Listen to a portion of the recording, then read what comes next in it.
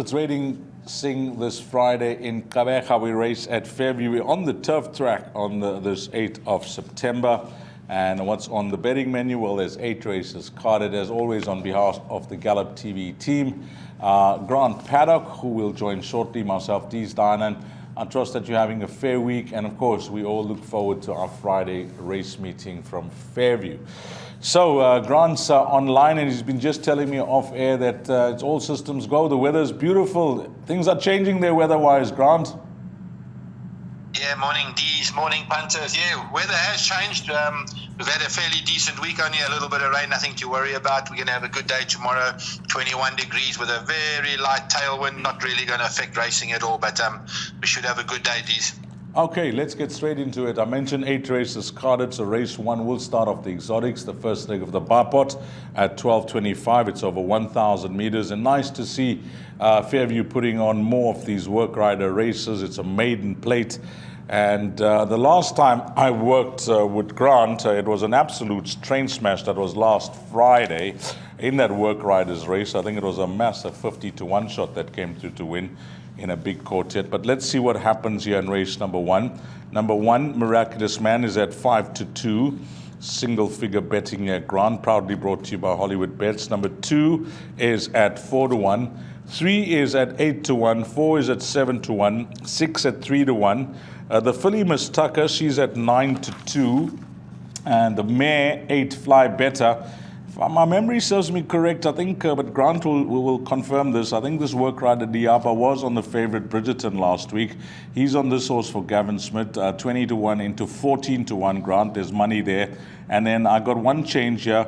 Work rider Matatwa is plus a half kg on number 9. Was this the work rider that was on the favorite last week, Grant, Liaba? That's 100% D's. Sibongile was on the favourite Bridgerton last week. Unfortunately, never raised the gallop at all. I was actually at the course. He looked so well in the parade ring and didn't bring it to the races. But very competent rider, no problems with that. Fly Better has got a place chance just with that work ride on, I must say. But coming back to the race, D's, Miraculous Man holds the steady form. There has been talk on the ground for number 2, Midnight Advocator, as well as the other Smith horse, Happy Vibes, who holds decent Johannesburg form, but coming off a lengthy layoff. Miss Tucker ran in this work riders race last week over 1,200 and might find this 1,000 a bit on the sharp side. So I've gone for Miraculous Man to beat Midnight Advocator and Happy Vibes. In the bipot, I've just gone the 1 and the 2. This filly, Miss Tucker, I know that she's been battling around, but, some of these runners seem to find themselves in the same type of position with regards to the number of chances they've had. I just looked at that last start, and the work rider who's partnered the horse, Sewu, I think he has ridden her 3 times for 2 places. Granted, that's often a plus when they get to know these horses, especially at races.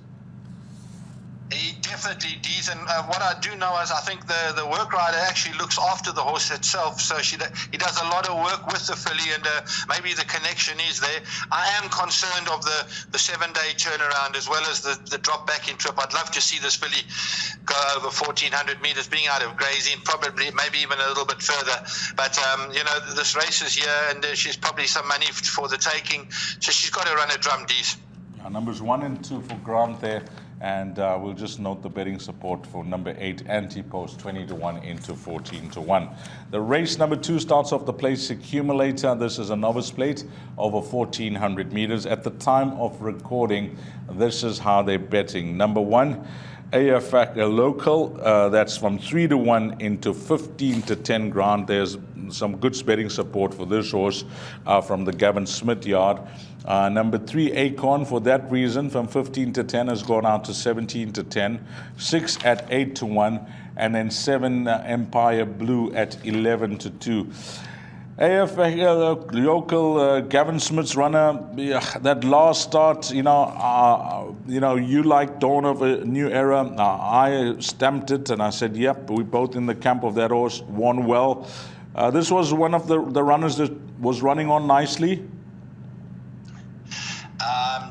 Yeah, definitely. Ajaf Jala Jockle, very unlucky last time out. Bulked for a run at the crucial stage. I know there's a lot of talk at Fairview for this racehorse. They're expecting it to win and win well. He's going to have to be at his best to beat Acorn. I can tell you that. Acorn's my best bet on the card. He's been running to far, far stronger than this. Back into a novice plate where he's been running in pinnacles and handicaps, top handicaps.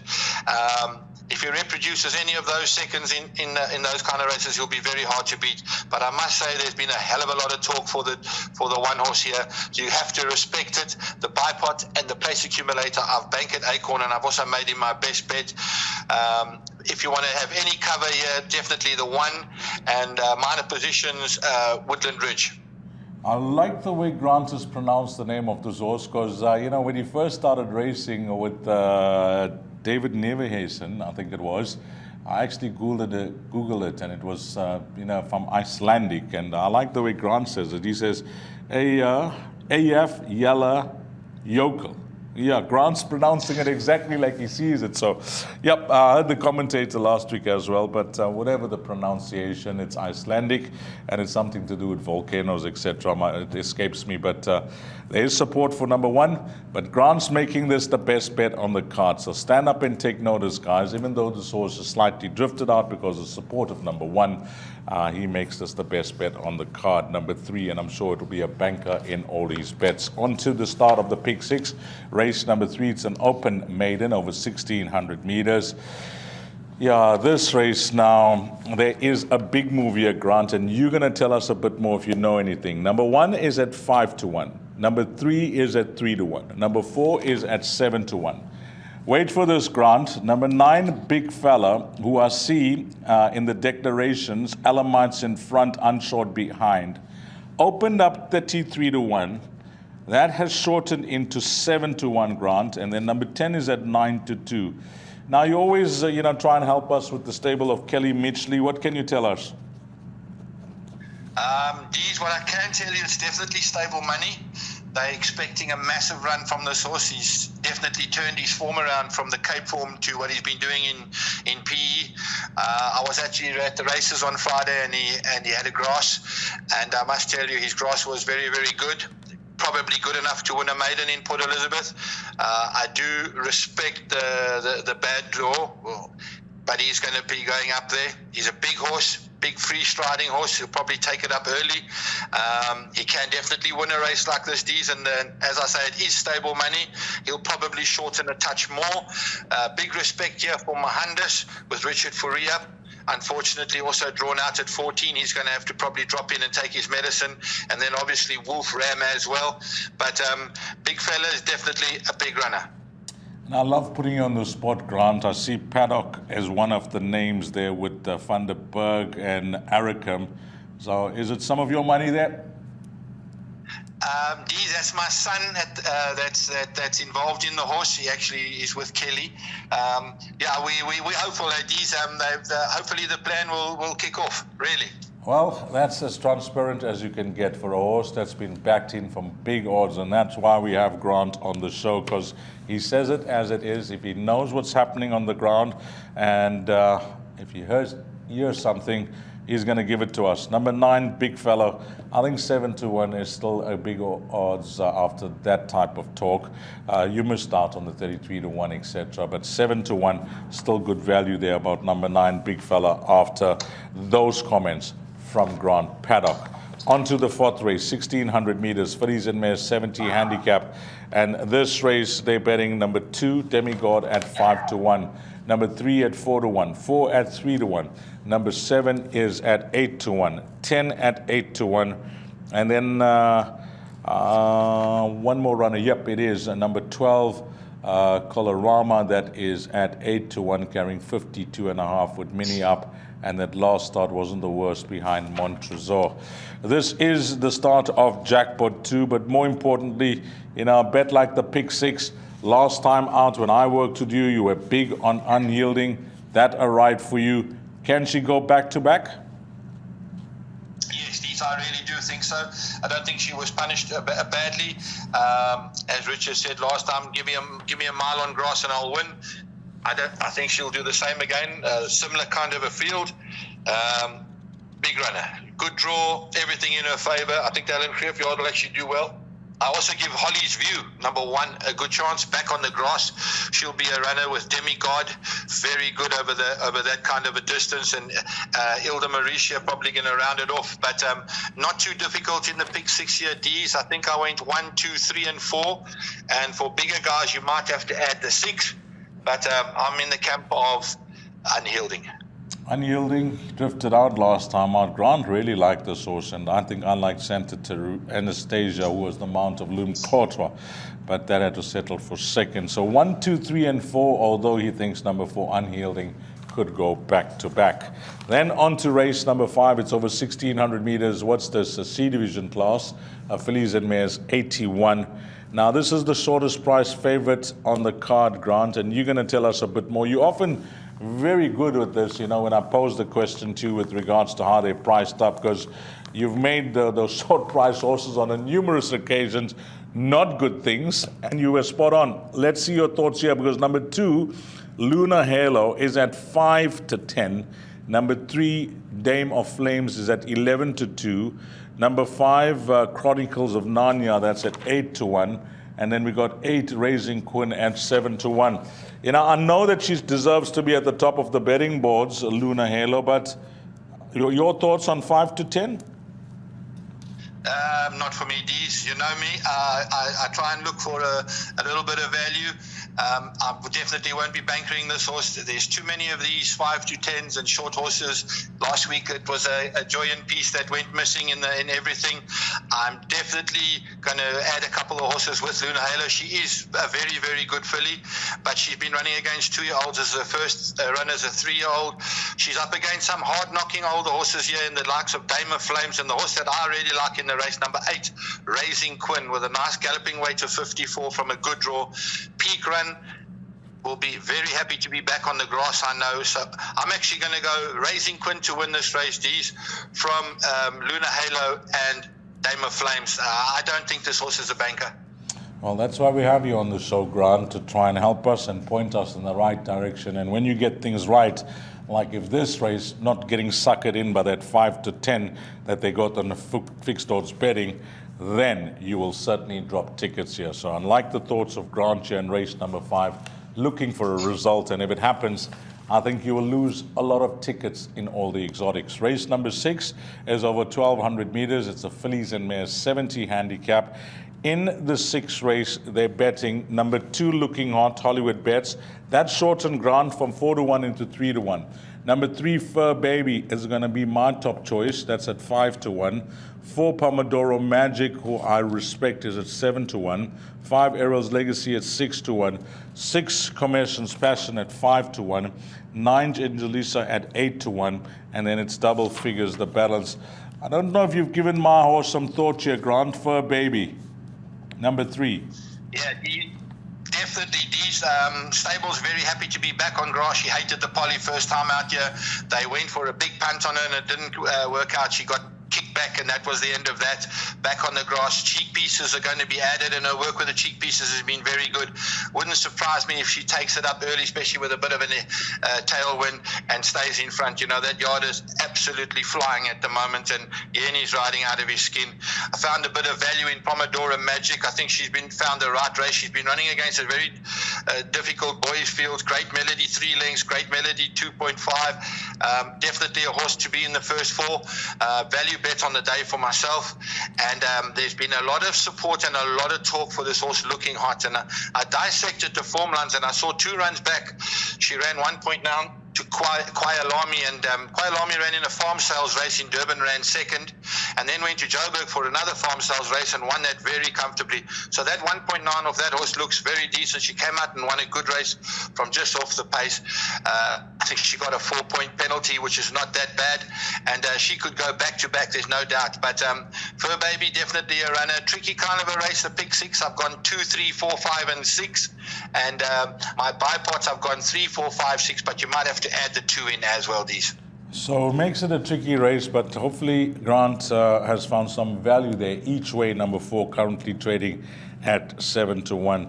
And I must agree with Pomodoro Magic. When I looked at it, open company last 4 starts, and Grant has got it spot on.